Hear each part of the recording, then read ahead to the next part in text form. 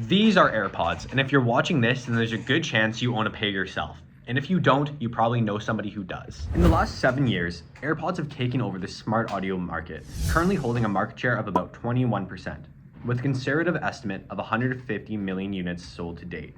Regardless if you own a pair or plan on owning a pair, I know very few of you have ever considered what goes into making this widespread luxury commodity.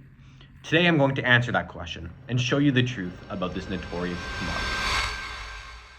Did you know that AirPods, alongside every type of headphone, use a metal called neodymium? Neodymium, something I imagine most of you have never heard of, is required in order for AirPods to play music. Neodymium is one of the rare earth elements, which are typically found with radioactive materials such as thorium and uranium. Consequently, the extraction and purification of neodymium produces vast amount of toxic waste. According to NASA, between 9,600 to 12,000 cubic meters of waste gas containing dust concentrate, hydrofluoric acid, sulfur dioxide, and sulfuric acids are released with every ton of rare metals that are mined. Gold, a mineral which we are all familiar with, is one of 4 conflict minerals nicknamed the 3 TGs. Within the circuit board of an AirPod, there is both gold and tantalum. These conflict minerals are found in the Democratic Republic of the Congo. In the DRC and surrounding countries, hundreds of thousands work in the informal mining sector, toiling away using hand tools in what's known as artisanal and small-scale mines. This type of mining can be hazardous and very difficult to regulate, but it's also one of the few sources of income available to some of the world's poorest men and women.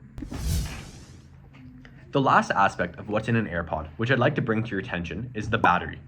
Specifically, the lithium-ion battery, which is not only found in AirPods, but found in almost all electronics we use on a daily basis.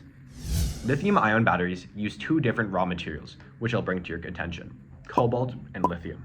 The majority of the world's lithium comes from the Atacama Desert in South America, where lithium is evaporated from brine salts.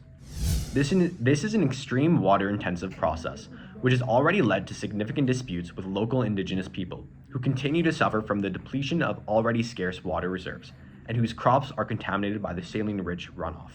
On the contrary, cobalt, similar to gold and tantalum, is found primarily in the Democratic Republic of the Congo. This informal cobalt mining sector employs artisanal workers as young as 4 years old and earn as little as 11 cents an hour. This is an extremely unsafe, labor-intensive work, and yet companies such as Apple continue to use materials extracted within this environment to create products like AirPods. Now, despite the fact that AirPods use materials and processes that have proven to be detrimental to the livelihood of millions of individuals around the world, they not only choose to continue their operations, but intentionally design their products to be irreparable in order to scrape as much of consumers' money as possible. This is called designed obsolescence, and it's a deliberate attempt to shorten the product's useful lifetime so that it becomes obsolete.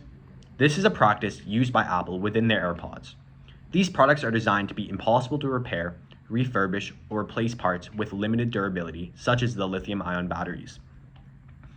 The plastic used in AirPods are not biodegradable.